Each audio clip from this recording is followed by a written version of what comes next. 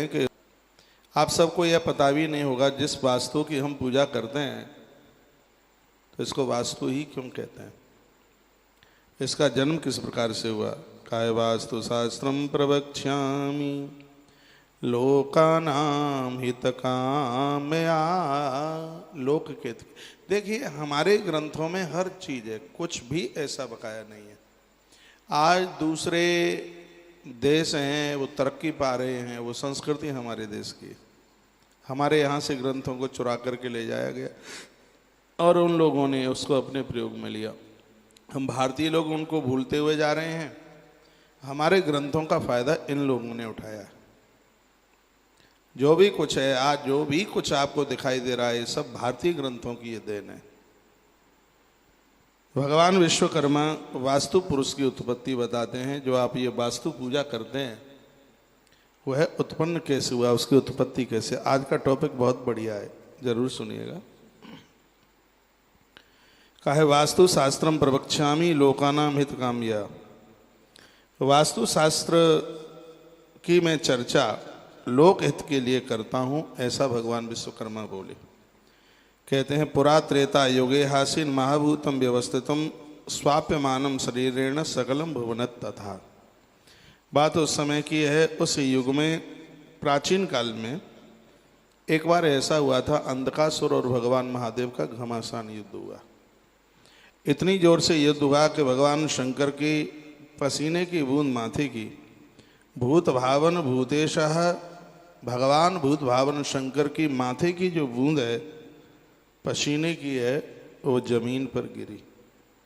जैसे ही जमीन पर वह गिरी तो उसमें से एक विलक्षण पुरुष प्रकट हो गया।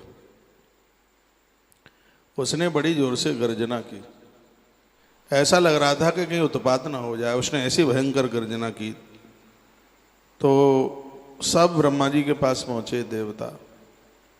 ब्रह्मा जी से कहा कि ऐसी ऐसी बात है। माँ कुर्वंत भयम देवा विग्रहित महाबलम। इतना बड़ा महाबली ये पुरुष कहाँ से प्रकट हुआ है, ये तो सबको समाप्त कर देगा। निपात्य इसको कैसे क्या करें। भगवान विधाता ब्रह्मा ने कहा इसको आप सब मिलकर के इसको काबू में कीजिएगा। तो संपूर्ण देवताओं ने भगवान महादेव के ललाट के पसीने से प्रकट होने वाले इस पुरुष को नीचे अधोमुख कर दिया।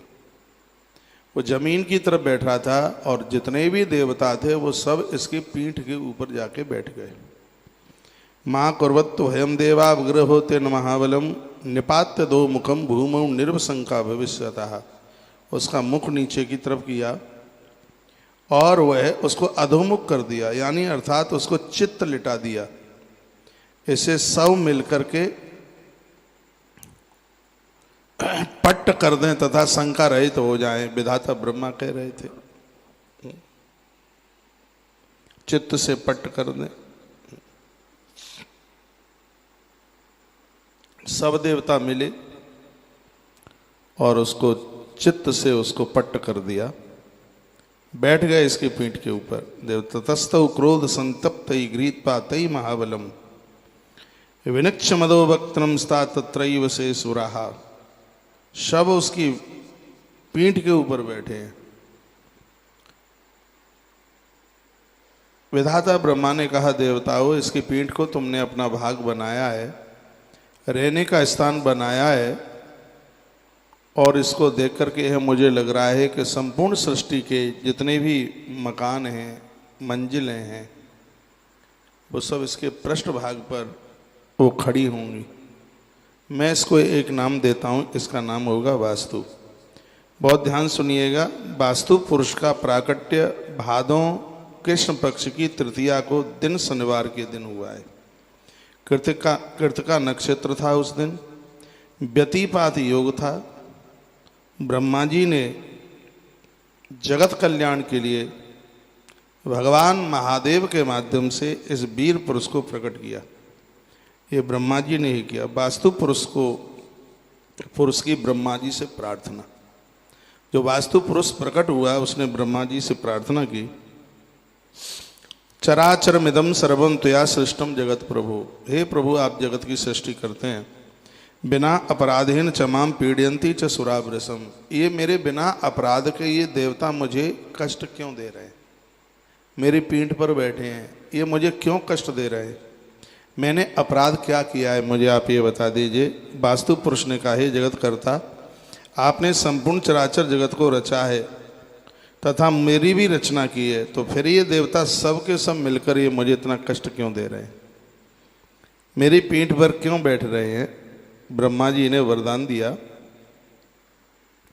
कहा वरम तस्मई ददौ प्रीतो ब्रह्मा लोक पितामह, ग्रामे वा नगरे वापि दुर्गे वा पतने पिबः, प्रसादे वा प्रियापाम च जलोत्थाने तथैव च यस्वान् पूर्वयेत् मर्तो मोक्षा वास्तु नरस्य वै, अश्रियमृतमाप्नोति विघ्न तस्य पदे पदे वास्तु पूजा कुर्वाणस्तत्हारो भविष्यति। जो भी कोई नल प्याऊ बनवाएगा उसमें तुम्हारी पूजा होगी, मकान बनवाएगा, जीर्णोद्धार कराएगा, मठ मंदिर देवालय बनेंगे, गांव बसाए जाएंगे, दुर्ग किले बनाए जाएंगे, उसमें पूजा सबसे पहले तुम्हारी होगी। पौधशाला, पानी की टंकी, नल जल, जलाशय, उद्यान आदि के जो भी निर्माण हैं उसमें सबसे पहले तुम्हारी पूजा होगी। और विधाता ब्रह्मा कहते हैं, ऐसा भवन बनाया गया है जिसमें तुम्हारी पूजा नहीं, ऐसा प्रवेश किया गया भवन में जिसमें तुम्हारी पूजा नहीं है, ऐसे आवास मकान में रहने वाला व्यक्ति निर्धन हो जाएगा। ये विधाता ब्रह्मा बोल रहे हैं। मत्स्य पुराण की श्लोक पद्धति का यहाँ वर्णन किया गया है। कभी आप देखते होंगे लोग घर के बाहर बहुत आराम से रहते हैं, लेकिन घर में आते ही, अंदर प्रवेश करते ही उनके मस्तिष्क के ऊपर ऐसा वजन सा, ऐसा भारीपन सा हो जाता है। कभी आपने किन्हीं से सुना हो, अनुभव किया हो, विधाता ब्रह्मा ने कहा, जो इन शुभ कार्यों में, निर्माण कार्यों में आपकी पूजा नहीं करेगा, आपका आह्वान नहीं करेगा, वो व्यक्ति चैन से नहीं रह पाएगा। ये विधाता ब्रह्मा ने कहा। इतनी जगह पर तुम्हारा पूजन जरूर होगा, ये विधाता ब्रह्मा बोले हैं। ये आप लिख भी सकते हैं। कौन कौन सी जगह हैं जहाँ वास्तु की पूजा होती है? इतुक्तां तथे सद्यो देवो ब्रह्म विदाम्बरः वास्तु पूजा प्रकुर्वीत ग्रहारंभे प्रवेशने। ग्रह का चाहे निर्माण आप आरंभ कराएं तब वास्तु की पूजा, और उसमें आप प्रवेश करें तब भी वास्तुदेव की पूजा होनी चाहिए। प्रतिवर्षम च यज्ञादु तथा पुत्रस्य जन्मनि, पुत्र का जन्म होता है, वास्तु की पूजा। वर्ष में एक बार आपके घर में वास्तुदेव की पूजा होनी चाहिए। जिस घर में यज्ञ होते हैं उससे वास्तुदेव बड़े प्रसन्न होते हैं। क्या सुंदर बात कही है। विधाता ब्रह्मा कहते हैं कि जिस घर में यज्ञ होगा उनके ऊपर तुम्हारी मेहरबानी होगी, तुम उनको आनंद से भर दोगे। प्रतिवर्षम च यज्ञादु तथा पुत्र से जन्मनि। पुत्र से जन्मनि, इसका मतलब यह है कि जब बच्चों का जन्म होता है, वो आप जन्म तिथि मनाते हैं, उस दिन यज्ञ जरूर कीजिए। ये बात है, आपको कोई बताएगा नहीं, जो मैं आपको निवेदन कर रहा हूँ।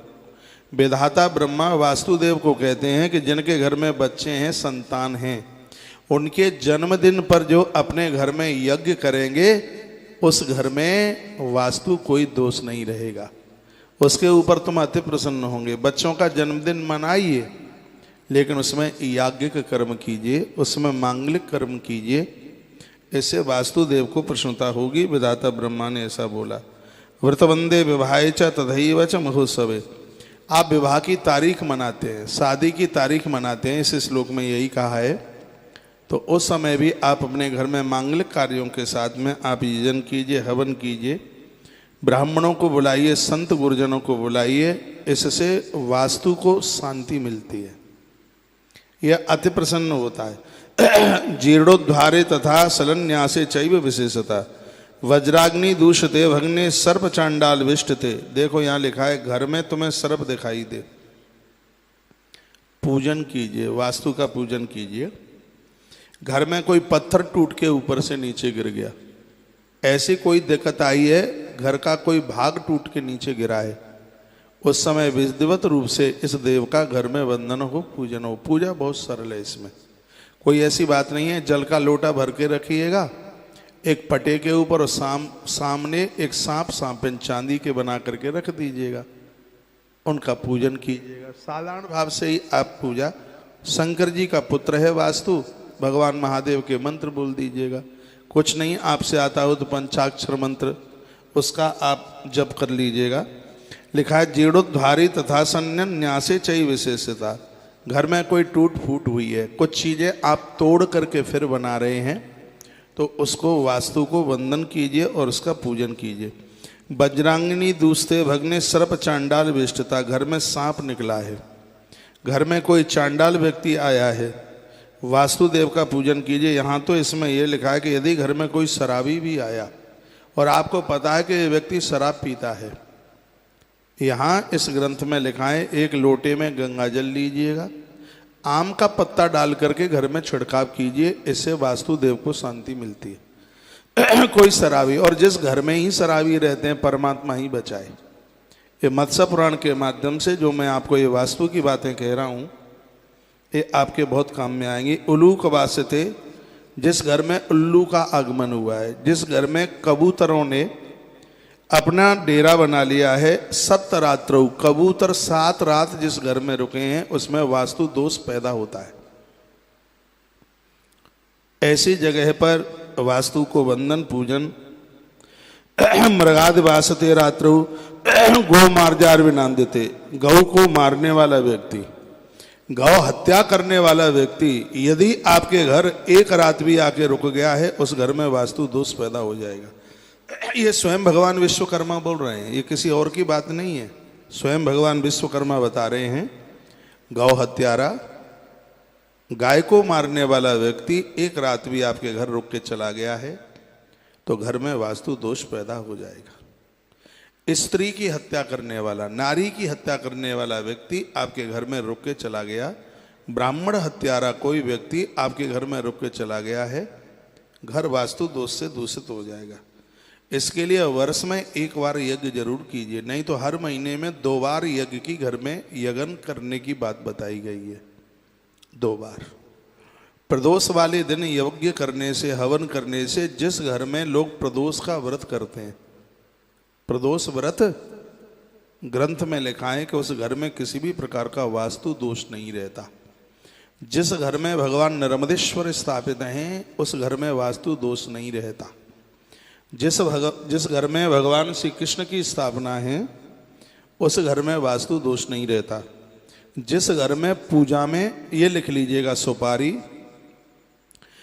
जनेऊ, कलावा, कपूर, कुमकुम, चंदन, ये चीज़ें पूजा में प्राप्त होती हैं, उपलब्ध होती हैं, उस घर में भी कभी वास्तु दोष नहीं रहता।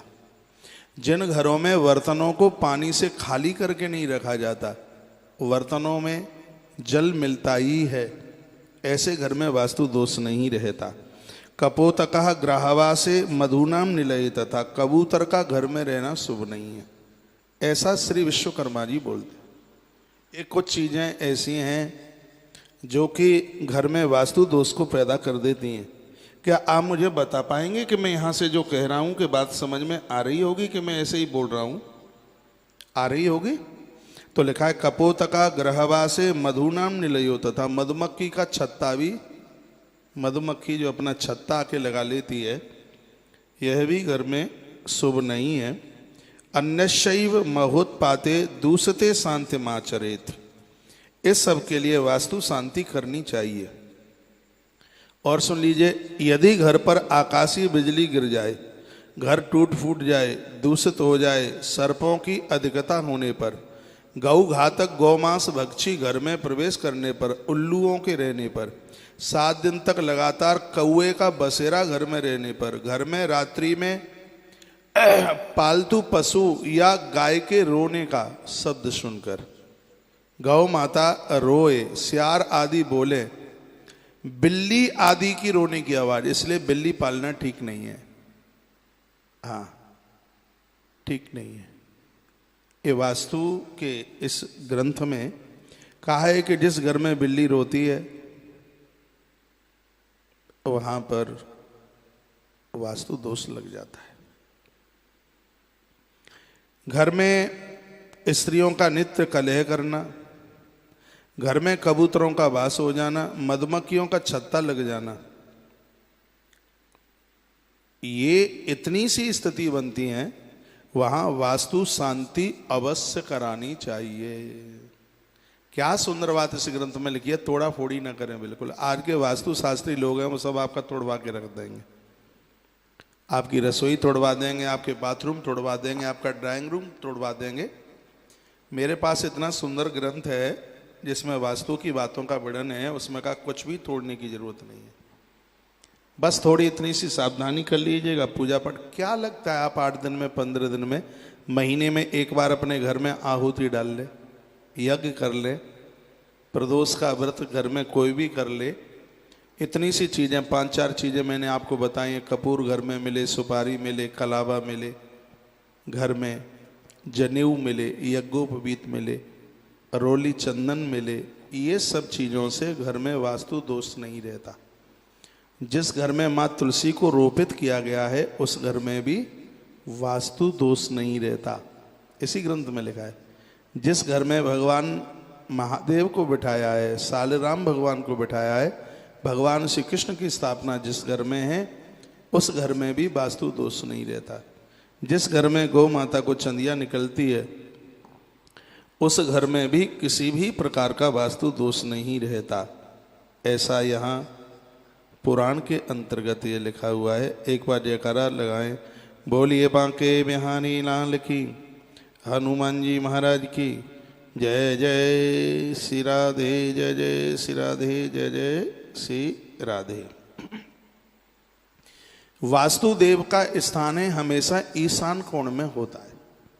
कभी भी आप धरती का पूजन करते हैं तो वो पूजन पूरब और उत्तर का जो कोना है, पूरब मान लिया जाए ये मेरे सामने, और उत्तर मान लो ये, तो उत्तर और पूरब का जो कोना है वो वास्तुदेव का स्थान है। कभी भी आप गृह निर्माण करते हैं या गृह प्रवेश करते हैं तो पूरब और उत्तर के कोने में इस देव की पूजा होती है। वो चीजें बताई गई हैं, सुन लीजिए। जमीन का चयन करना है, और ये कहकर आज मैं बात को विराम लूंगा। कैसी जगह पर आप मकान बनाएं तो उसका वर्णन किया है। अर्थात संप्रवक्ष्यामि लोकानां हितकाम्यया, लोक के हित के लिए 4 तरह की जमीन बताई, 4 रंग की जमीन। श्वेता रक्ता तथा पीता कृष्णा वर्णान पूर्वतः, सुगंधा ब्राह्मणी भूमि, रक्तगंधा तो क्षत्रियः, मधुगंधा भवेद वैश्या, मंदगंध्या च कनिष्ठकाः, मधुरा ब्रह्माणी भूमि, कषाया क्षत्रिया मता, अमला वैश्या भवेद भूमि, तितर्का कनिष्ठ प्रकीर्तितः। जमीन के भी 4 वर्ण हैं। ये धरती के भी 4 वर्ण हैं। ये ब्राह्मण वर्ण की है, ये क्षत्रिय वर्ण की है, और ये वैश्य वर्ण की है, और ये जमीन कनिष्ठ वर्ण की है। ये 4 रंग की है जमीन, 4 वर्ण की है। इसके 4 रंग हैं। सफेद रंग की है धरती, लाल रंग की है धरती, पीले रंग की है धरती, और सांवले रंग की है, काले रंग की है धरती। ये लिख लें, आपको द्वारा सुनने को नहीं मिलेगा। जिस धरती का रंग थोड़ा श्वेत है ऐसी जगह पर मकान बनाया जाता है, वहाँ उस घर में रहने वाले लोगों की कभी बुद्धि तामसी नहीं होती, उस घर में कभी झगड़ा नहीं होता, उस घर में कलह नहीं होता, उस घर की कभी पाठ पूजा नहीं रुकती। ऐसे घर में संत महापुरुषों का सदैव आगमन होता रहता है। इस धरती को ब्राह्मण वर्ण की धरती माना गया है। 4 रंग की धरती पर 4 वर्णों का निर्माण करने का अधिकार है। ये बहुत अच्छी बात है। उसकी गुणवत्ता, ये बातें बड़ी अद्भुत बातें हैं। हम जैसे पागल कम ही मिलेंगे आपको ऐसी चर्चा करने वाले। हाँ, जो जहाँ जमीन में थोड़ा श्वेतपना है, थोड़ा सफ़ेद है, ऐसी धरती पर मकान बनाने से वहाँ रहने वाले लोग बुद्धिजीवी होते हैं। यहाँ जन्म लेने वाली संतान भी बुद्धिजीवी होती है, विचारक होते हैं। ऐसे घर में से लोग, निकलने वाले लोग प्रखर बुद्धि वाले होते हैं। जिस जमीन का रंग सफेद है तो ये बहुत बढ़िया है। ऐसी जगह पर बनाया गया मकान, श्वेत वर्णा है जमीन, तो वहां बनाया गया भवन, वहां पूजा पाठ, कीर्तन, हरिनाम संकीर्तन, संत महापुरुषों का आना, ये सब लगा ही रहेगा। इस जमीन की ये महिमाएं हैं। तो ऐसी जमीन का चुनाव करें, श्वेत वर्णा है, पता लग जाता है। जानकारी आप हमें खड़ा कर दीजिएगा, हम चारों तरह की जमीन बता देंगे। ये ब्राह्मण वर्ण की है, ये क्षत्रिय वर्ण की है, और ये वैश्य वर्ण की है, और ये कनिष्ठ वर्ण की है। ब्राह्मण वर्ण की जमीन श्वेत है, क्षत्रिय वर्ण की लाल है। क्षत्रिय के बच्चों को देखिए, आंख में लाल धागा होगा, हाँ, लंबी मूछ और आंखों में रक्त पनाना हो तो फिर वो क्षत्रिय खाएगा। तो रक्त वर्ण की जो भूमि है वो क्षत्रिय वर्ण की है। पीत वर्ण की जो भूमि है वो वैश्य वर्ण की है। सांवले वर्ण की भूमि है वो कनिष्ठ वर्ण की है। चारों वर्ण की जमीन पर चारों वर्ण के लोग मकान बना सकते हैं। चारों की अपने आप में महिमा है। तो आज मैं आपके बीच में जो बात रख रहा हूं वह है जो सफेद रंग की जमीन है, ब्राह्मण वर्ण श्वेत रंग। इस जमीन पर मकान बनाने से, भवन बनाने से वहां के लोग रहने वाले बुद्धिजीवी होते हैं। और बताया गया कि माटी को चख करके देखा जाए तो ये घी के स्वाद की होती है। जो सफेद रंग की जो मिट्टी है ब्राह्मण वर्णीय, इसका एक टुकड़ा आप मुख में डालेंगे तो ठीक उसका स्वाद घृत जैसा होगा, गाय के घी जैसा। गंध भी वैसी ही होगी, मीठी सी लगेगी खाने में। यहां पर बनाया गया भवन अपने आप में अति प्रभावशाली है। ऐसी जगह पर निर्माण किया गया भवन का किसी भी प्रकार की वहां बाधा नहीं आ सकती। इस घर में जन्म लेने वाले जो लोग हैं वो बुद्धिजीवी होंगे, ज्ञानी होंगे, विचारक होंगे। इसकी ऐसी महिमा है। विधाता ब्रह्मा बता रहे हैं, मनु जी महाराज को यही बात भगवान मत्स्य बता रहे हैं, मत्स्य नारायण। श्री मनु जी ने पूछा, भगवान आगे बताएं? आगे तो अब कल बताएंगे। आज आपने सफेद रंग की जमीन जिस पर बना हुआ भवन और आपको बुद्धिमता देगा, विद्वान बना देगा, ऐसी जमीन। कल की चर्चा में और 3 रंग की जमीन है, वह आप सुन पाएंगे। मकान बनाएं उससे पहले जमीन का परीक्षण करें, यह भी कल आप सुनेंगे। प्लॉट चौकोर होना चाहिए, आयताकार होना चाहिए, त्रिकोण होना चाहिए, बीच में ऊंचा होना चाहिए, बीच में नीचा होना चाहिए। इस ग्रंथ के माध्यम से ये तमाम बातें आपके बीच में रखूंगा। यदि आप सुनते रहे तो आपको कहीं इधर उधर भागने की जरूरत नहीं पड़ेगी। 10 बजे के प्रोग्राम के लिए भी ऐसी मोटी कॉपी बनाएं आप, कमाल हो जाएगा। ऐसी ऐसी बातें सुनने को मिलेंगी जो पूर्व में ना सुनी हो। अपने घर की बाधा को आप खुद दूर कर दोगे, ये मेरी पहल रहेगी। इसी बात के लिए रात्रि का प्रोग्राम आरंभ किया है। आज की बात को यहीं विराम दूंगा और आप सबको प्रणाम करूंगा। आप सब का जीवन मंगलमय हो, आपका घर भगवान का धाम बने, तुम्हारे घर का वास्तुदेव सदैव शांत रहे। भगवान महादेव और विधाता ब्रह्मा के चरणों में मेरी ऐसी प्रार्थना है। शुभ रात्रि। कल सुबह 11 बजे कथा में मिलते हैं। गरुण पुराण की कथा, अचंभित कथा हो रही है, आश्चर्यचकित कथा हो रही है। भगवान विश्वकर्मा स्वयं बता रहे हैं कि वास्तु पुरुष का जन्म किस प्रकार से हुआ। आप सबको यह पता भी नहीं होगा, जिस वास्तु की हम पूजा करते हैं तो इसको वास्तु ही क्यों कहते हैं, इसका जन्म किस प्रकार से हुआ। काय वास्तु शास्त्रम प्रवक्ष्यामि लोकानाम हितकामया। लोक के देखिए, हमारे ग्रंथों में हर चीज है, कुछ भी ऐसा बकाया नहीं है।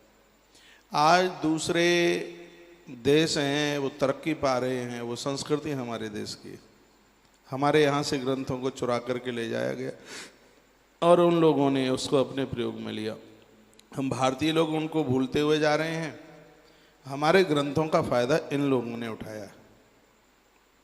जो भी कुछ है आज, जो भी कुछ आपको दिखाई दे रहा है, सब भारतीय ग्रंथों की ये देन है। भगवान विश्वकर्मा वास्तु पुरुष की उत्पत्ति बताते हैं। जो आप ये वास्तु पूजा करते हैं वह उत्पन्न कैसे हुआ, उसकी उत्पत्ति कैसे। आज का टॉपिक बहुत बढ़िया है, जरूर सुनिएगा। कहे वास्तु शास्त्रम प्रवक्ष्यामि लोकानाम हित कामया। वास्तु शास्त्र की मैं चर्चा लोक हित के लिए करता हूँ, ऐसा भगवान विश्वकर्मा बोले।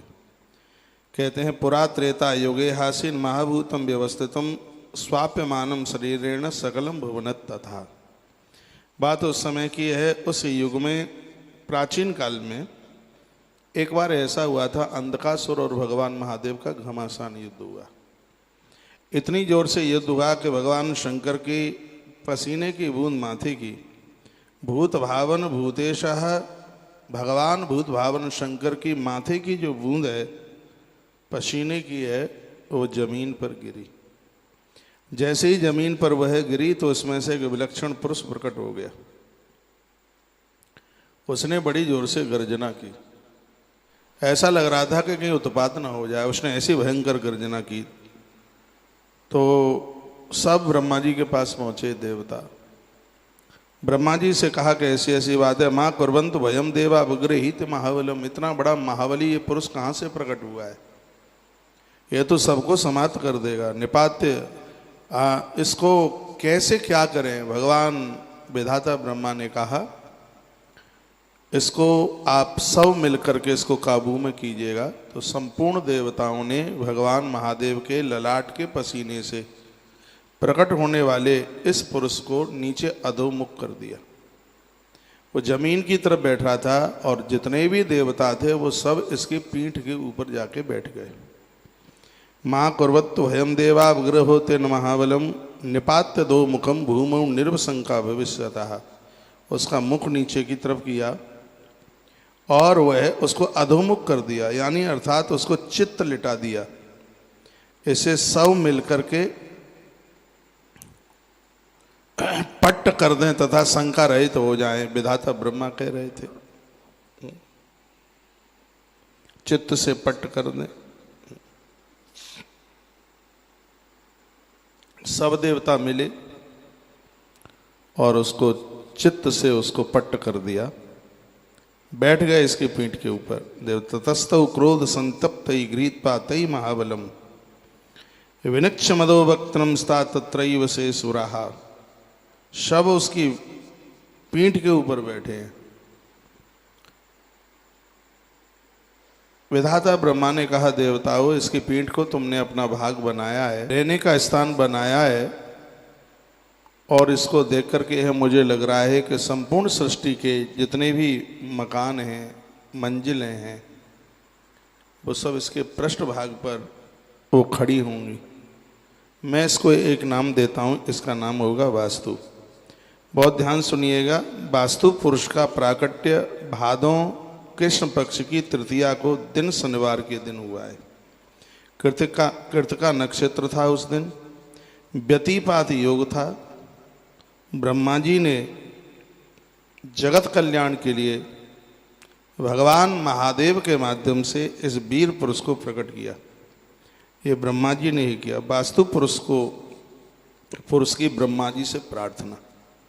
जो वास्तु पुरुष प्रकट हुआ उसने ब्रह्मा जी से प्रार्थना की, चराचरमिदं सर्वं त्वया सृष्टम जगत प्रभु। हे प्रभु, आप जगत की सृष्टि करते हैं, बिना अपराधेन चमाम पीड़यंती च सुरावृसम। ये मेरे बिना अपराध के ये देवता मुझे कष्ट क्यों दे रहे हैं, मेरी पीठ पर बैठे हैं, ये मुझे क्यों कष्ट दे रहे हैं? मैंने अपराध क्या किया है, मुझे आप ये बता दीजिए। वास्तु पुरुष ने कहा, हे जगत कर्ता, आपने संपूर्ण चराचर जगत को रचा है तथा मेरी भी रचना की है, तो फिर ये देवता सब के सब मिलकर ये मुझे इतना कष्ट क्यों दे रहे हैं? मेरी पीठ पर क्यों बैठ रहे हैं? ब्रह्मा जी ने वरदान दिया, कहा, वरम तस्मै ददौ प्रीतो ब्रह्मा लोक पितामह, ग्रामे वा नगरे वापि दुर्गे वा पतने पिबः, प्रसादे वा प्रियापाम च जलोत्थाने तथैव च, यस्वान् पूर्वयेत् मर्तो मोक्षा वास्तु नरस्य वै, आश्रयमृतमाप्नोति विघ्न तस्य पदे पदे, वास्तु पूजाम कुर्वाणस्तत्हारो भविष्यति। जो भी कोई नल प्याऊ बनवाएगा उसमें तुम्हारी पूजा होगी, मकान बनवाएगा, जीर्णोद्धार कराएगा, मठ मंदिर देवालय बनेंगे, गांव बसाए जाएंगे, दुर्ग किले बनाए जाएंगे, उसमें पूजा सबसे पहले तुम्हारी होगी।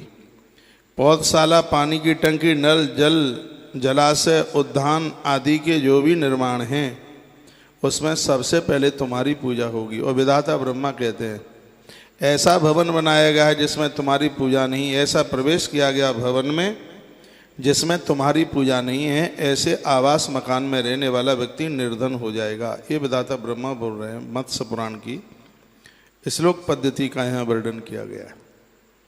कभी आप देखते होंगे लोग घर के बाहर बहुत आराम से रहते हैं, लेकिन घर में आते ही, अंदर प्रवेश करते ही उनके मस्तिष्क के ऊपर ऐसा वजन सा, ऐसा भारीपन सा हो जाता है।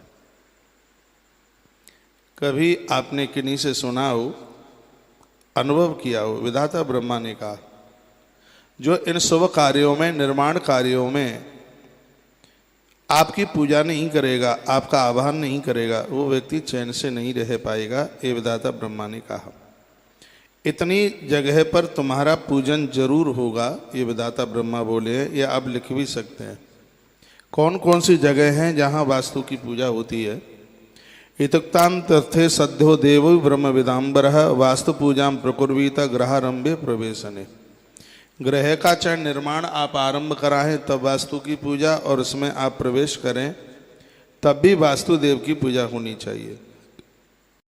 प्रतिवर्षम च यज्ञादु तथा पुत्रस्य जन्मनि, पुत्र का जन्म होता है, वास्तु की पूजा। वर्ष में एक बार आपके घर में वास्तुदेव की पूजा होनी चाहिए। जिस घर में यज्ञ होते हैं उससे वास्तुदेव बड़े प्रसन्न होते हैं। क्या सुंदर बात कही है।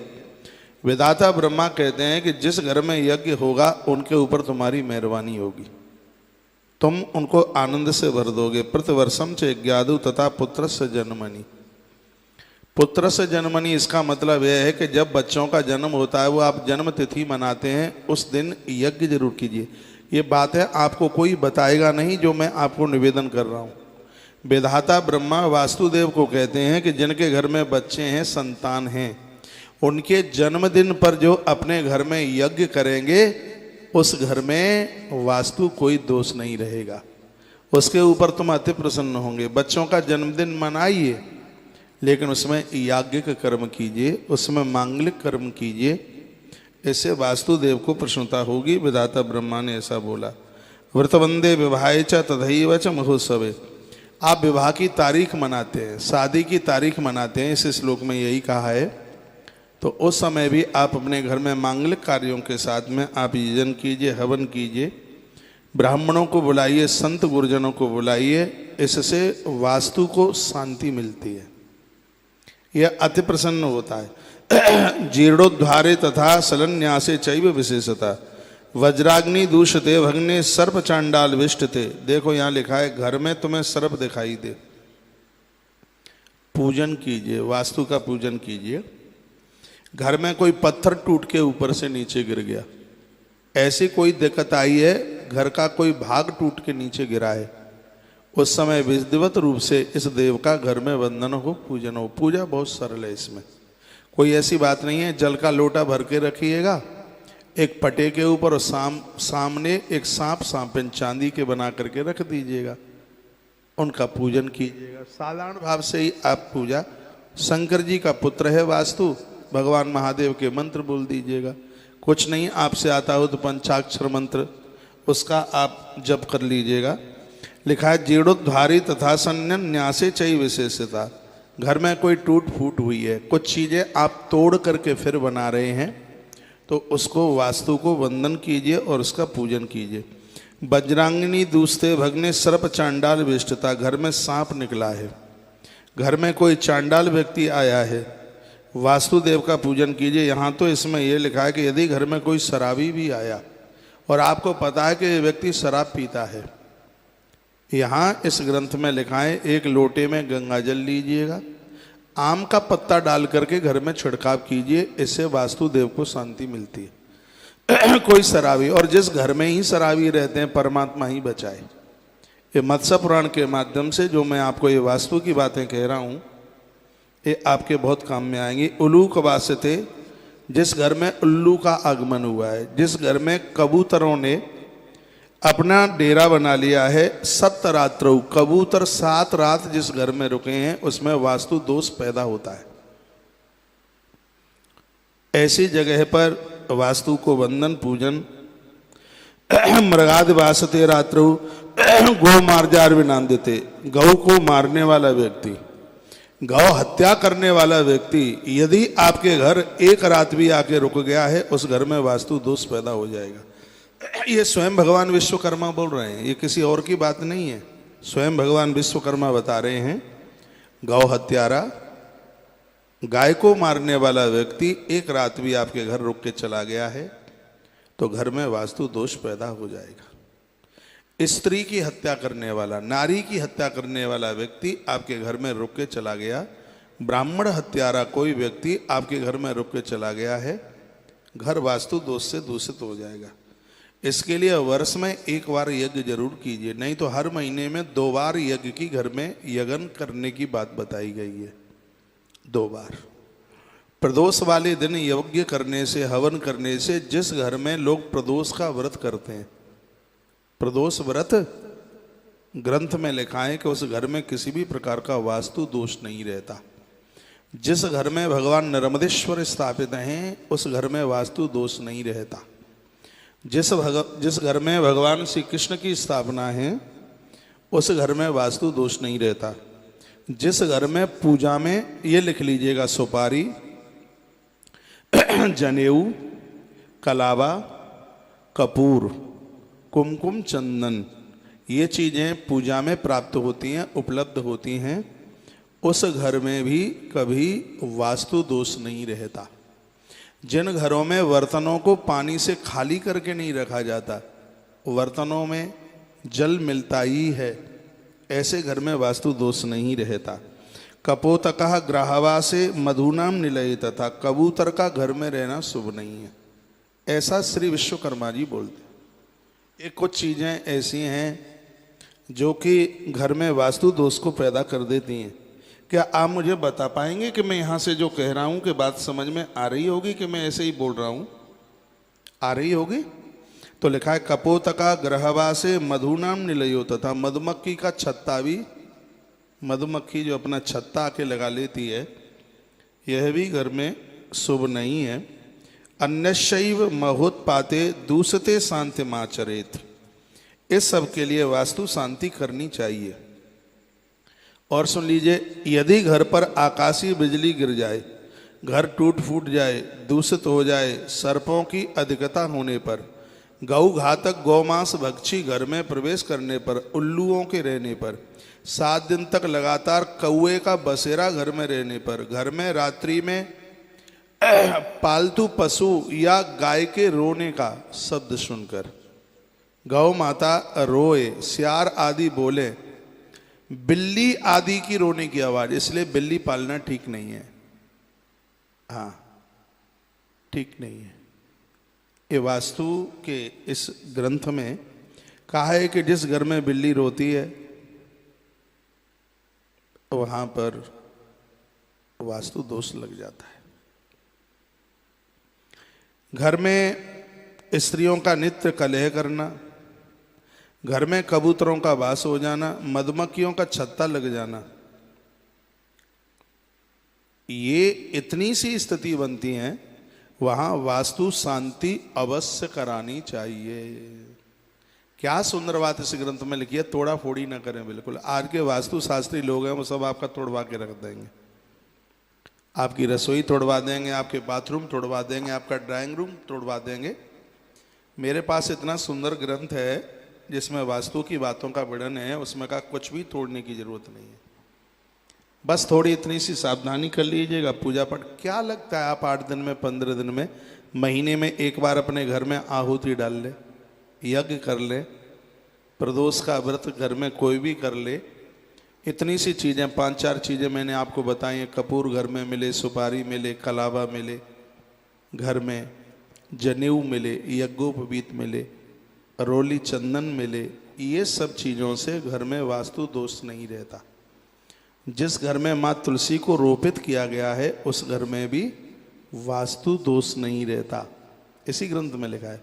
जिस घर में भगवान महादेव को बिठाया है, सालराम भगवान को बिठाया है, भगवान श्री कृष्ण की स्थापना जिस घर में है उस घर में भी वास्तु दोष नहीं रहता। जिस घर में गौ माता को चंदिया निकलती है उस घर में भी किसी भी प्रकार का वास्तु दोष नहीं रहता। ऐसा यहाँ पुराण के अंतर्गत ये लिखा हुआ है। एक बार जयकारा लगाएं, बोलिए बांके बिहारी लाल की, हनुमान जी महाराज की जय। जय श्री राधे, जय जय श्री राधे, जय जय श्री राधे। वास्तुदेव का स्थान है हमेशा ईशान कोण में होता है। कभी भी आप धरती का पूजन करते हैं तो वो पूजन पूरब और उत्तर का जो कोना है, पूरब मान लिया जाए ये मेरे सामने, और उत्तर मान लो ये, तो उत्तर और पूरब का जो कोना है वो वास्तुदेव का स्थान है।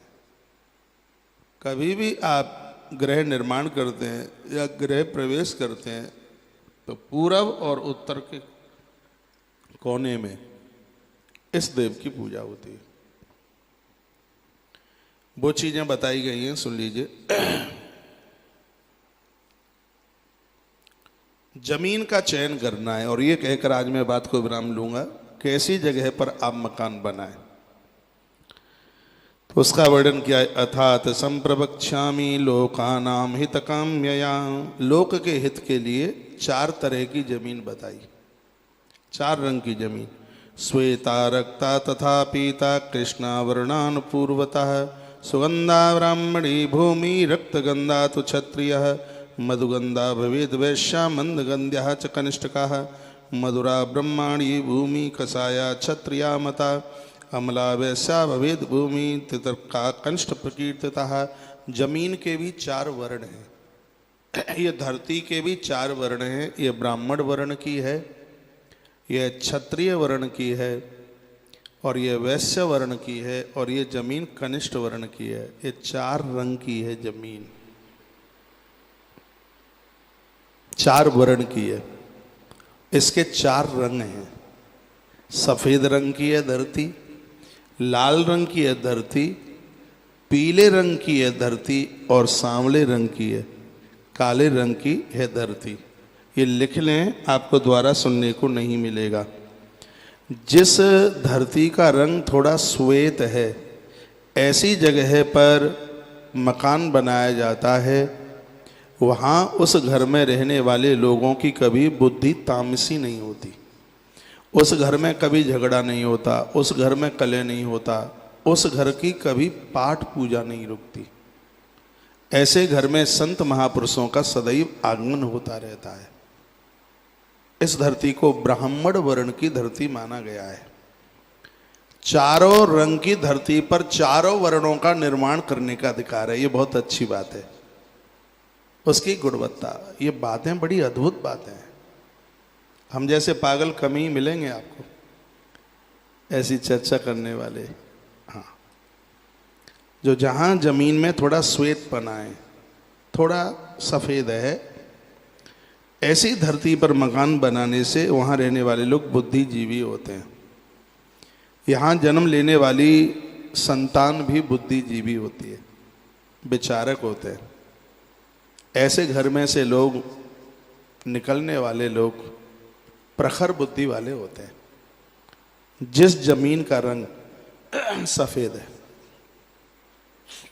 तो ये बहुत बढ़िया है। ऐसी जगह पर बनाया गया मकान श्वेत वर्णा है जमीन। तो वहां बनाया गया भवन, वहां पूजा पाठ, कीर्तन, हरिनाम संकीर्तन, संत महापुरुषों का आना, ये सब लगा ही रहेगा। इस जमीन की ये महिमाएं हैं। तो ऐसी जमीन का चुनाव करें, श्वेत वर्णा है, पता लग जाता है। जानकारी आप हमें खड़ा कर दीजिएगा, हम चारों तरह की जमीन बता देंगे।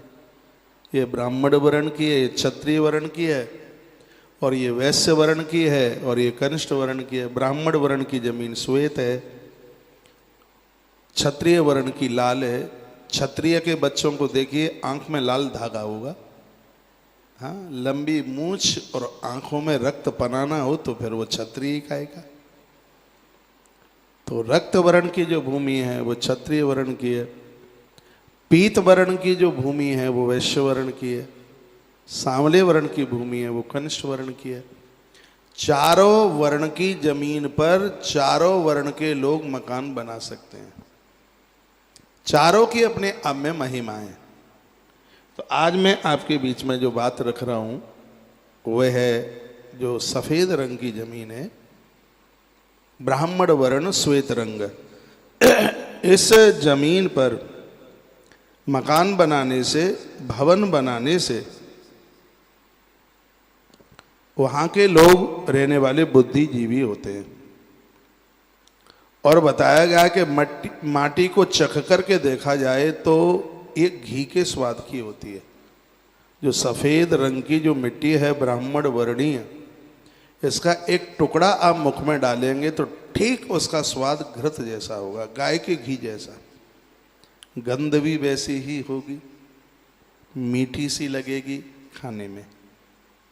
यहां पर बनाया गया भवन अपने आप में अति प्रभावशाली है। ऐसी जगह पर निर्माण किया गया भवन का किसी भी प्रकार की वहां बाधा नहीं आ सकती। इस घर में जन्म लेने वाले जो लोग हैं वो बुद्धिजीवी होंगे, ज्ञानी होंगे, विचारक होंगे। इसकी ऐसी महिमा है। विधाता ब्रह्मा बता रहे हैं, मनु जी महाराज को यही बात भगवान मत्स्य बता रहे हैं, मत्स्य नारायण।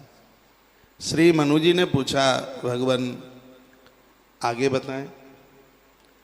आगे तो अब कल बताएंगे। आज आपने सफेद रंग की जमीन जिस पर बना हुआ भवन और आपको बुद्धिमता देगा, विद्वान बना देगा, ऐसी जमीन। कल की चर्चा में और 3 रंग की जमीन है, वह आप सुन पाएंगे। मकान बनाएं उससे पहले जमीन का परीक्षण करें, यह भी कल आप सुनेंगे। प्लॉट चौकोर होना चाहिए, आयताकार होना चाहिए, त्रिकोण होना चाहिए, बीच में ऊंचा होना चाहिए, बीच में नीचा होना चाहिए। इस ग्रंथ के माध्यम से ये तमाम बातें आपके बीच में रखूंगा। यदि आप सुनते रहे तो आपको कहीं इधर उधर भागने की जरूरत नहीं पड़ेगी। 10 बजे के प्रोग्राम के लिए भी ऐसी मोटी कॉपी बनाएं आप, कमाल हो जाएगा। ऐसी ऐसी बातें सुनने को मिलेंगी जो पूर्व में ना सुनी हो। अपने घर की बाधा को आप खुद दूर कर दोगे, ये मेरी पहल रहेगी। इसी बात के लिए रात्रि का प्रोग्राम आरंभ किया है। आज की बात को यहीं विराम दूंगा और आप सबको प्रणाम करूंगा। आप सब का जीवन मंगलमय हो, आपका घर भगवान का धाम बने, तुम्हारे घर का वास्तुदेव सदैव शांत रहे। भगवान महादेव और विधाता ब्रह्मा के चरणों में मेरी ऐसी प्रार्थना है। शुभ रात्रि। कल सुबह 11 बजे कथा में मिलते हैं। गरुण पुराण की कथा, अचंभित कथा हो रही है, आश्चर्यचकित कथा हो रही है।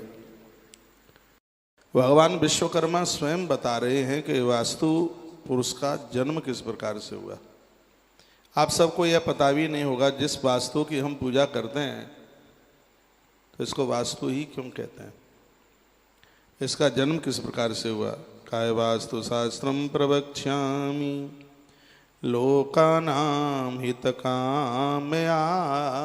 लोक के देखिए हमारे ग्रंथों में हर चीज है, कुछ भी ऐसा बकाया नहीं है। आज दूसरे देश हैं वो तरक्की पा रहे हैं, वो संस्कृति हमारे देश की, हमारे यहाँ से ग्रंथों को चुरा करके ले जाया गया और उन लोगों ने उसको अपने प्रयोग में लिया। हम भारतीय लोग उनको भूलते हुए जा रहे हैं। हमारे ग्रंथों का फायदा इन लोगों ने उठाया। जो भी कुछ है आज, जो भी कुछ आपको दिखाई दे रहा है, ये सब भारतीय ग्रंथों की ये देन है। भगवान विश्वकर्मा वास्तु पुरुष की उत्पत्ति बताते हैं। जो आप ये वास्तु पूजा करते हैं वह उत्पन्न कैसे हुआ, उसकी उत्पत्ति कैसे। आज का टॉपिक बहुत बढ़िया है, जरूर सुनिएगा। कहे वास्तु शास्त्रम प्रवक्ष्यामि लोकानाम हितकामया।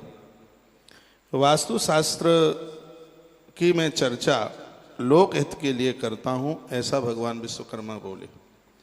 कहते हैं पुरा त्रेता युगे हासीन महाभूतम व्यवस्थितम स्वाप्यमानम शरीरेण सकलम भुवनत तथा। बात उस समय की है, उस युग में प्राचीन काल में एक बार ऐसा हुआ था, अंधकासुर और भगवान महादेव का घमासान युद्ध हुआ। इतनी जोर से युद्ध हुआ कि भगवान शंकर की पसीने की बूंद माथे की, भूत भावन भूतेशः, भगवान भूत भावन शंकर की माथे की जो बूंद है पसीने की है, वो जमीन पर गिरी। जैसे ही जमीन पर वह गिरी तो उसमें से एक विलक्षण पुरुष प्रकट हो गया। उसने बड़ी जोर से गर्जना की, ऐसा लग रहा था कि कहीं उत्पात ना हो जाए। उसने ऐसी भयंकर गर्जना की तो सब ब्रह्मा जी के पास पहुंचे देवता। ब्रह्मा जी से कहा कि ऐसी ऐसी बात है। माँ कुर्वंत भयम देवा विग्रहित महाबलम। इतना बड़ा महाबली ये पुरुष कहाँ से प्रकट हुआ है, ये तो सबको समाप्त कर देगा। निपात्य इसको कैसे क्या करें। भगवान विधाता ब्रह्मा ने कहा इसको आप सब मिलकर के इसको काबू में कीजिएगा। तो संपूर्ण देवताओं ने भगवान महादेव के ललाट के पसीने से प्रकट होने वाले इस पुरुष को नीचे अधोमुख कर दिया। वो जमीन की तरफ बैठ रहा था और जितने भी देवता थे वो सब इसकी पीठ के ऊपर जाके बैठ गए। माँ कुर्वत्तु हयम देवा विग्रहो तेन महाबलम निपात्य दो मुखम भूमौ निर्वशंका भविष्यतः। उसका मुख नीचे की तरफ किया और वह उसको अधोमुख कर दिया, यानी अर्थात उसको चित्त लिटा दिया। इसे सब मिलकर के पट्ट कर दें तथा शंका रहित हो जाएं, विधाता ब्रह्मा कह रहे थे।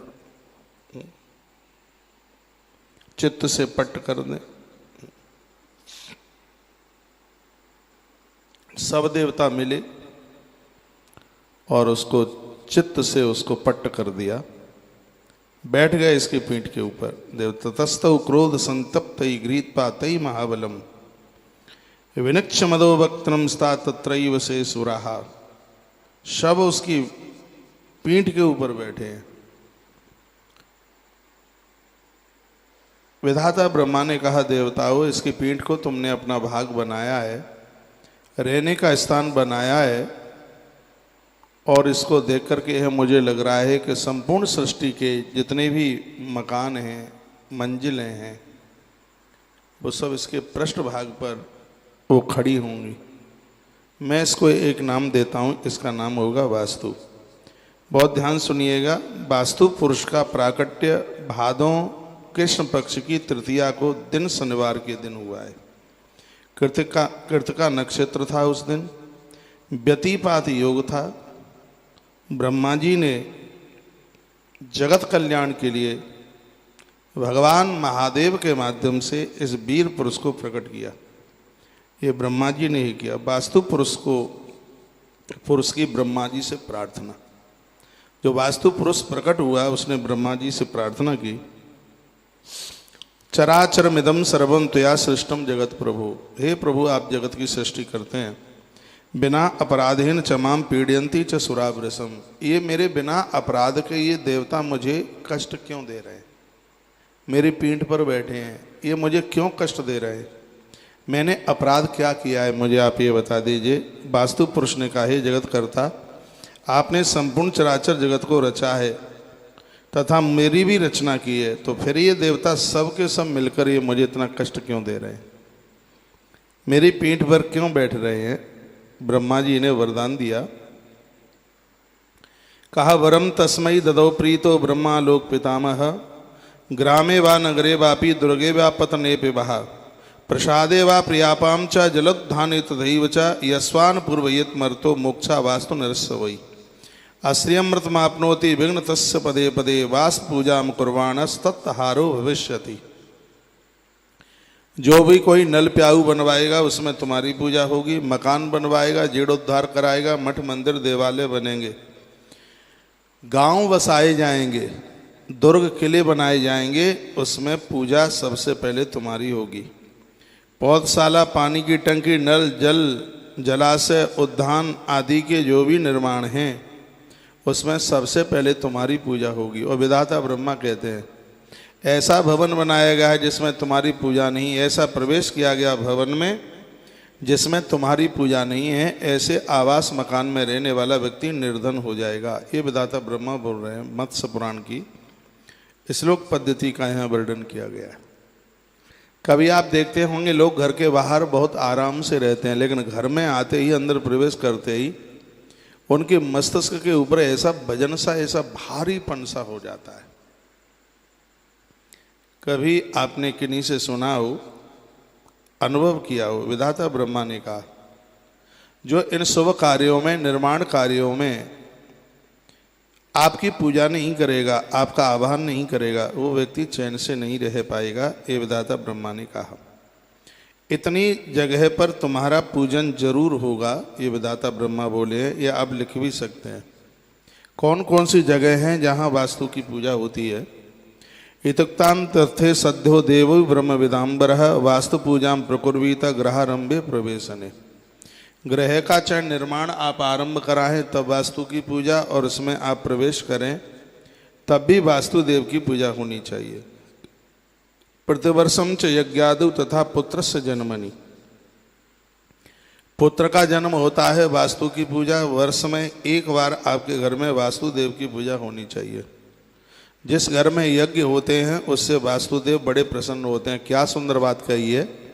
विधाता ब्रह्मा कहते हैं कि जिस घर में यज्ञ होगा उनके ऊपर तुम्हारी मेहरबानी होगी, तुम उनको आनंद से भर दोगे। प्रतिवर्षम च यज्ञादु तथा पुत्र से जन्मनि, पुत्र से जन्मनि इसका मतलब यह है कि जब बच्चों का जन्म होता है, वो आप जन्म तिथि मनाते हैं, उस दिन यज्ञ जरूर कीजिए। ये बात है आपको कोई बताएगा नहीं, जो मैं आपको निवेदन कर रहा हूँ।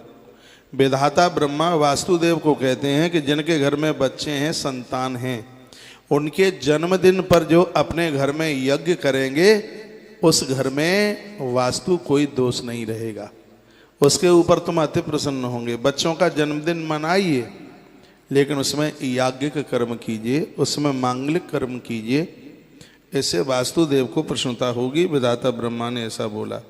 व्रतवंदे विवाहे च तथैव च महोत्सवे, आप विवाह की तारीख मनाते हैं, शादी की तारीख मनाते हैं, इस श्लोक में यही कहा है।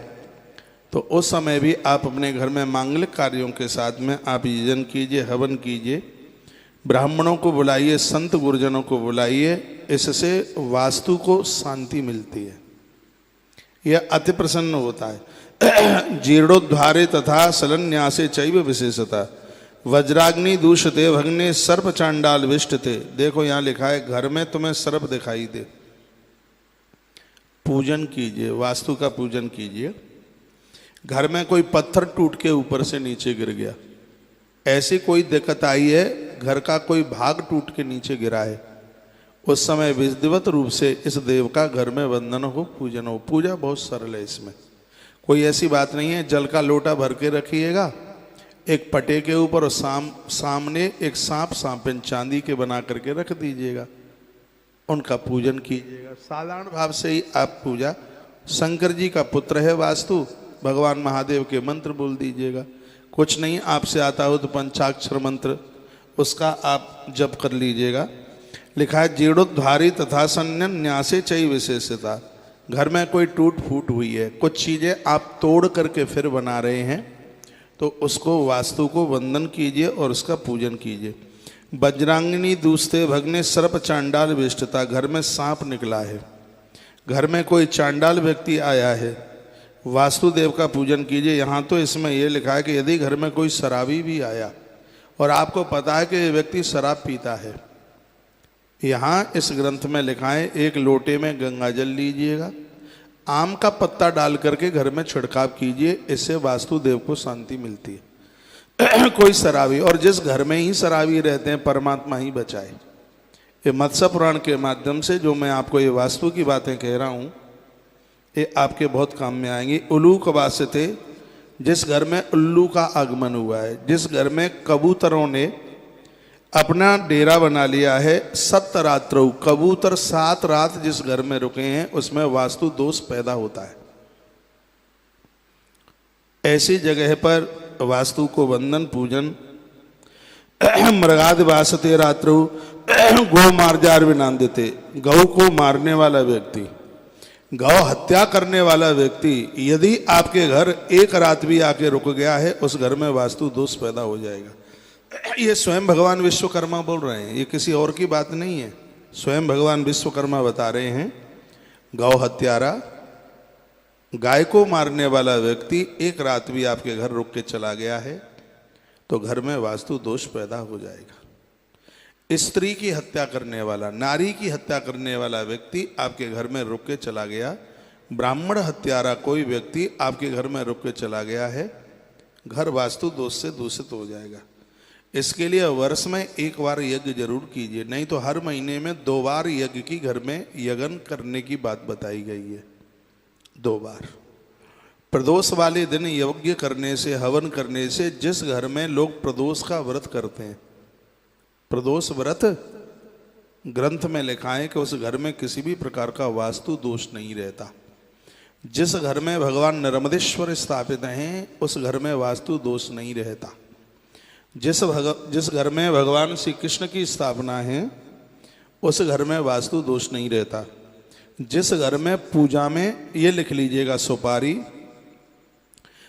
जनेऊ, कलावा, कपूर, कुमकुम, चंदन, ये चीज़ें पूजा में प्राप्त होती हैं, उपलब्ध होती हैं, उस घर में भी कभी वास्तु दोष नहीं रहता। जिन घरों में बर्तनों को पानी से खाली करके नहीं रखा जाता, बर्तनों में जल मिलता ही है, ऐसे घर में वास्तु दोष नहीं रहता। कपोतकः ग्राहवासे मधुनाम निलय, तथा कबूतर का घर में रहना शुभ नहीं है, ऐसा श्री विश्वकर्मा जी बोलते। ये कुछ चीज़ें ऐसी हैं जो कि घर में वास्तु दोष को पैदा कर देती हैं। क्या आप मुझे बता पाएंगे कि मैं यहाँ से जो कह रहा हूँ कि बात समझ में आ रही होगी कि मैं ऐसे ही बोल रहा हूँ? आ रही होगी? तो लिखा है कपोतका ग्रहवासे मधुनाम निलयो, तथा मधुमक्खी का छत्ता भी, मधुमक्खी जो अपना छत्ता आके लगा लेती है, यह भी घर में शुभ नहीं है। अन्यशैव महोत्पाते दूसते शांति माचरेत, इस सब के लिए वास्तु शांति करनी चाहिए। और सुन लीजिए, यदि घर पर आकाशीय बिजली गिर जाए, घर टूट फूट जाए, दूषित हो जाए, सर्पों की अधिकता होने पर, गौ घातक गौमांस भक्षी घर में प्रवेश करने पर, उल्लुओं के रहने पर, 7 दिन तक लगातार कौए का बसेरा घर में रहने पर, घर में रात्रि में पालतू पशु या गाय के रोने का शब्द सुनकर, गौ माता रोए, सियार आदि बोले, बिल्ली आदि की रोने की आवाज, इसलिए बिल्ली पालना ठीक नहीं है। हाँ, ठीक नहीं है। ये वास्तु के इस ग्रंथ में कहा है कि जिस घर में बिल्ली रोती है वहां पर वास्तु दोष लग जाता है। घर में स्त्रियों का नित्य कलह करना, घर में कबूतरों का वास हो जाना, मधुमक्खियों का छत्ता लग जाना, ये इतनी सी स्थिति बनती है, वहां वास्तु शांति अवश्य करानी चाहिए। क्या सुंदर बात इस ग्रंथ में लिखी है, तोड़ा फोड़ी ना करें। बिल्कुल आज के वास्तु शास्त्री लोग हैं वो सब आपका तोड़वा के रख देंगे, आपकी रसोई तोड़वा देंगे, आपके बाथरूम तोड़वा देंगे, आपका ड्राइंग रूम तोड़वा देंगे। मेरे पास इतना सुंदर ग्रंथ है जिसमें वास्तु की बातों का वर्णन है उसमें का कुछ भी तोड़ने की जरूरत नहीं है। बस थोड़ी इतनी सी सावधानी कर लीजिएगा। पूजा पाठ क्या लगता है, आप 8 दिन में, 15 दिन में, महीने में एक बार अपने घर में आहुति डाल ले, यज्ञ कर ले, प्रदोष का व्रत घर में कोई भी कर ले। इतनी सी चीज़ें, 5-4 चीज़ें मैंने आपको बताई हैं। कपूर घर में मिले, सुपारी मिले, कलावा मिले, घर में जनेऊ मिले, यज्ञोपवीत मिले, रोली चंदन मिले, ये सब चीज़ों से घर में वास्तु दोष नहीं रहता। जिस घर में माँ तुलसी को रोपित किया गया है उस घर में भी वास्तु दोष नहीं रहता। इसी ग्रंथ में लिखा है। जिस घर में भगवान महादेव को बिठाया है, सालराम भगवान को बिठाया है, भगवान श्री कृष्ण की स्थापना जिस घर में है उस घर में भी वास्तु दोष नहीं रहता। जिस घर में गौ माता को चंदिया निकलती है उस घर में भी किसी भी प्रकार का वास्तु दोष नहीं रहता। ऐसा यहाँ पुराण के अंतर्गत ये लिखा हुआ है। एक बार जयकारा लगाएं, बोलिए बांके बिहारी लाल की, हनुमान जी महाराज की जय। जय श्री राधे, जय जय श्री राधे, जय जय श्री राधे। वास्तुदेव का स्थान है हमेशा ईशान कोण में होता है।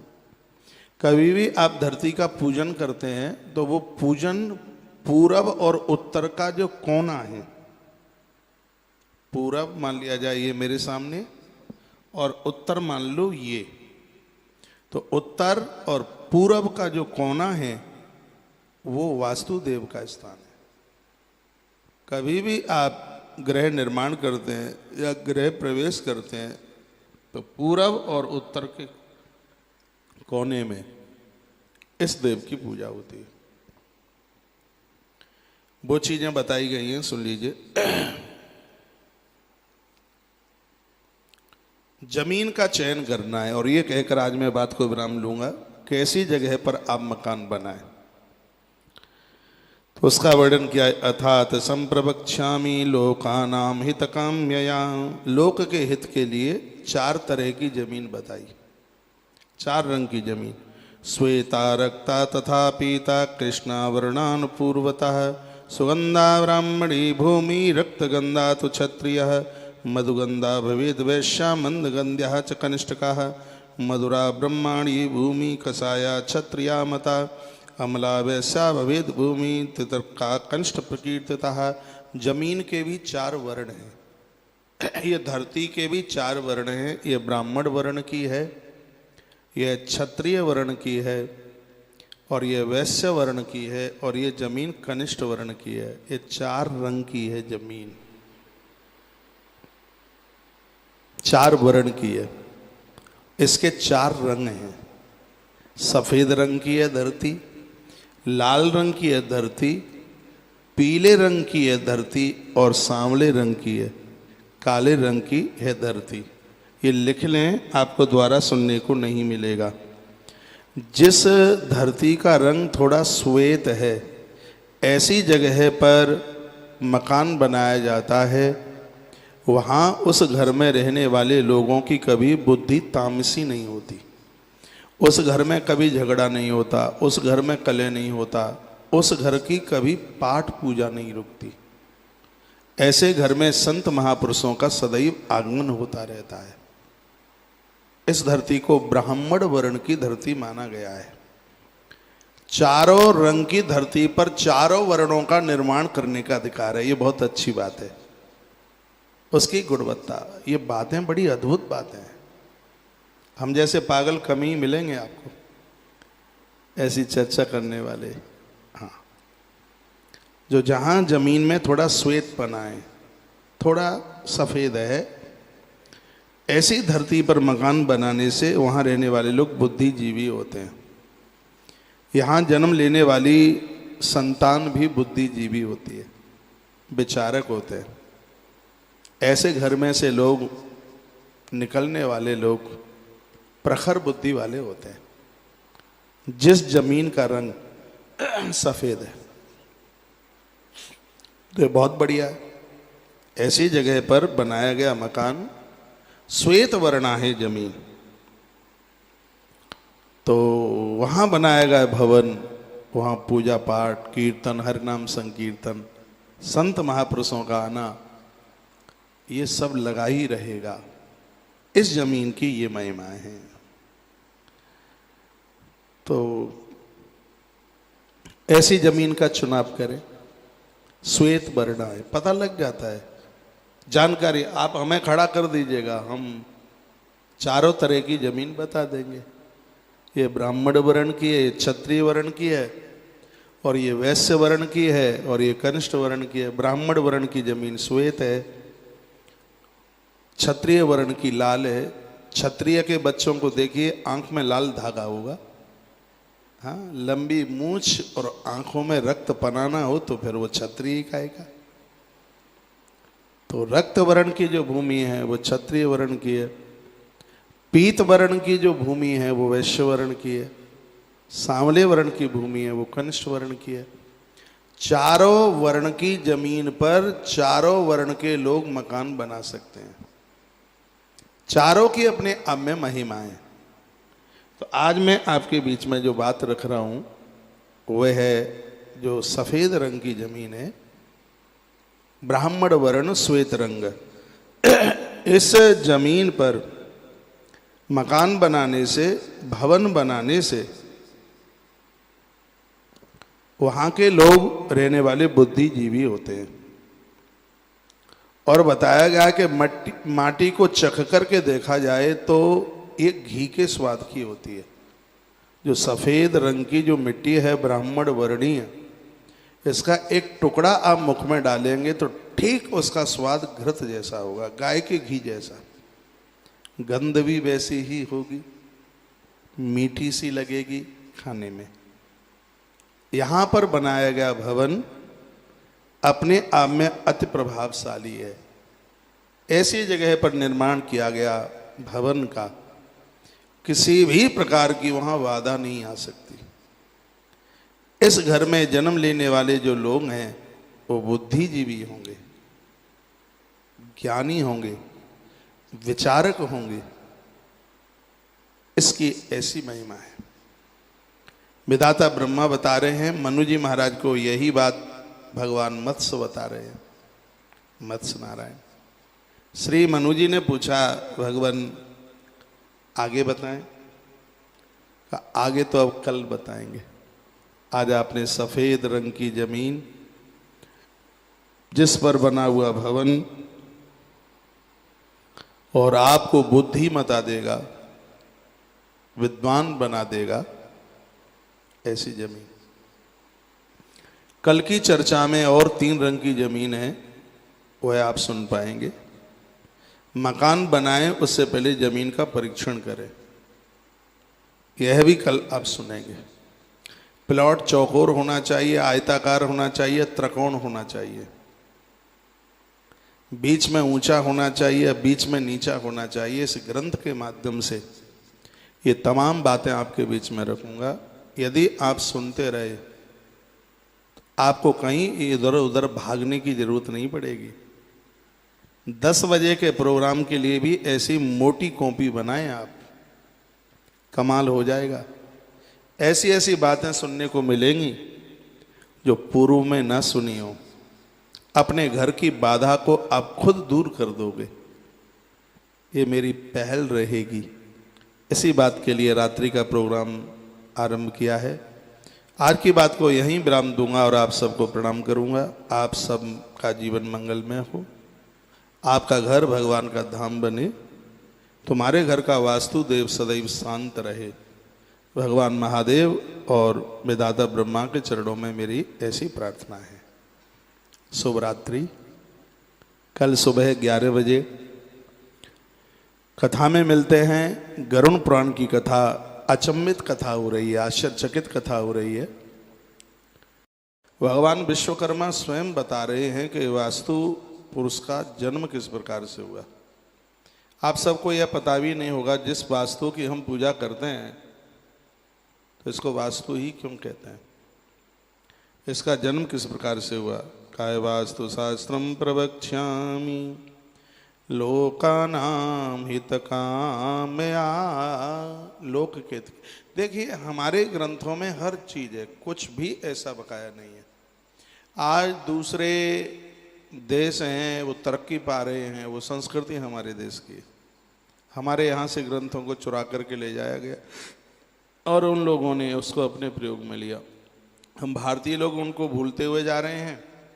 हमारे ग्रंथों का फायदा इन लोगों ने उठाया। जो भी कुछ है आज, जो भी कुछ आपको दिखाई दे रहा है, सब भारतीय ग्रंथों की ये देन है।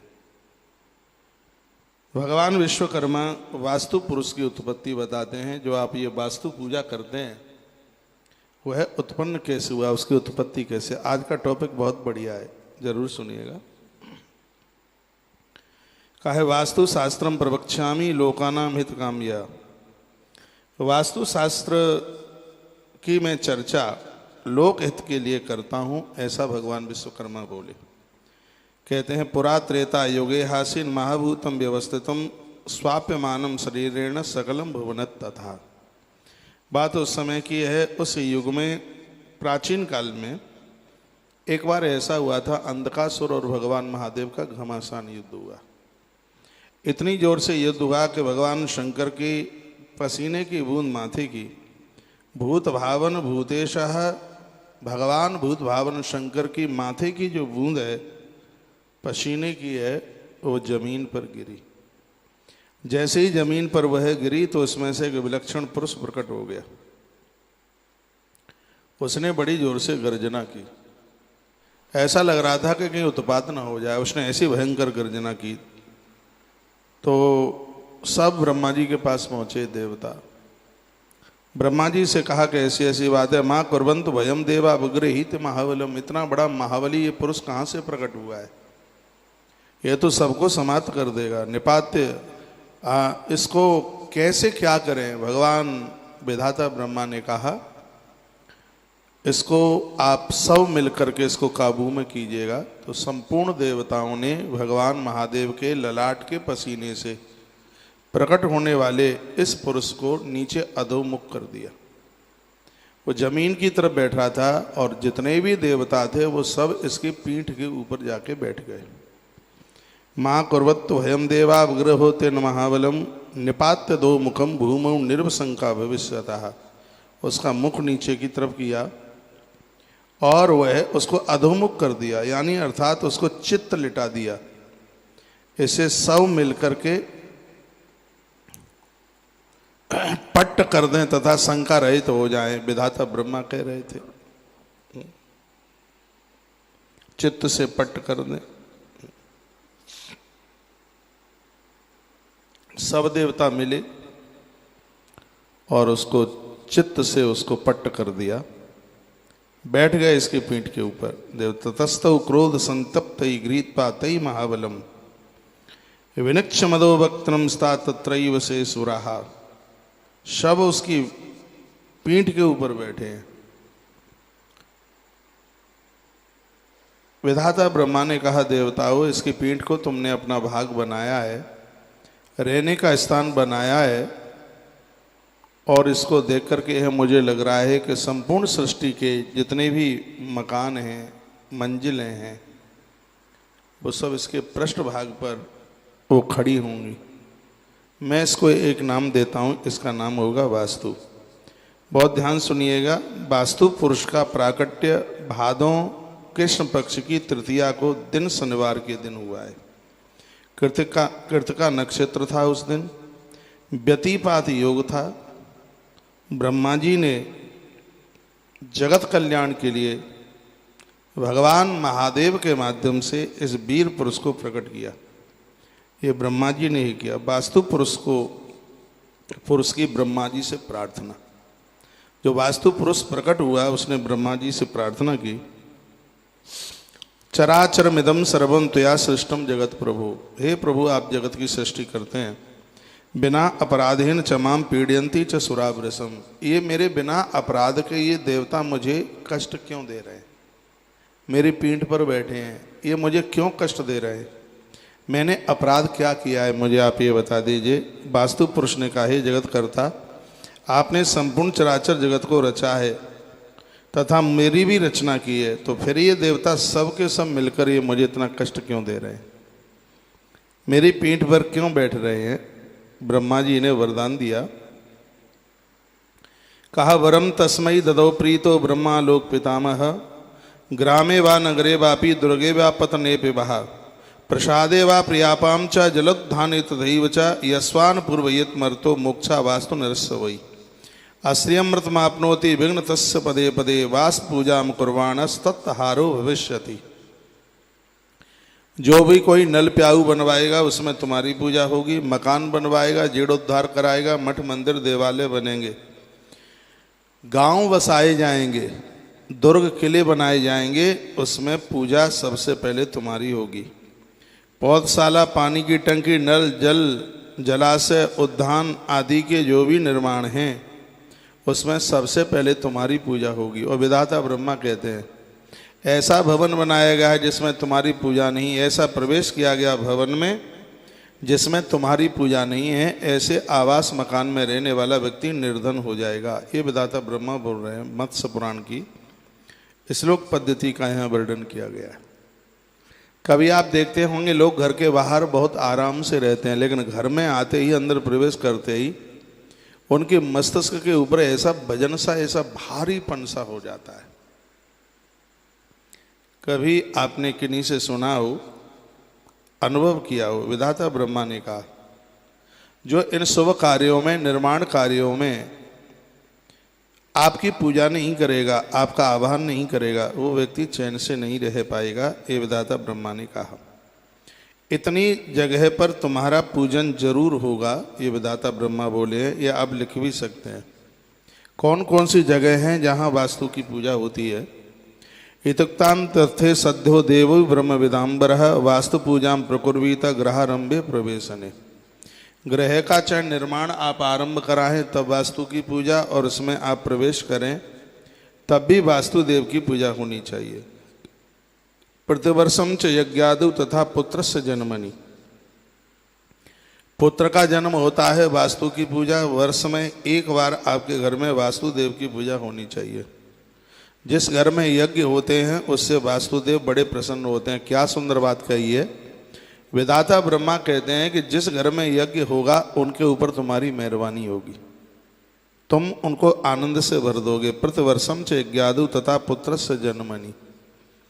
पुत्र से जन्मनि इसका मतलब यह है कि जब बच्चों का जन्म होता है, वो आप जन्म तिथि मनाते हैं, उस दिन यज्ञ जरूर कीजिए। ये बात है आपको कोई बताएगा नहीं, जो मैं आपको निवेदन कर रहा हूँ।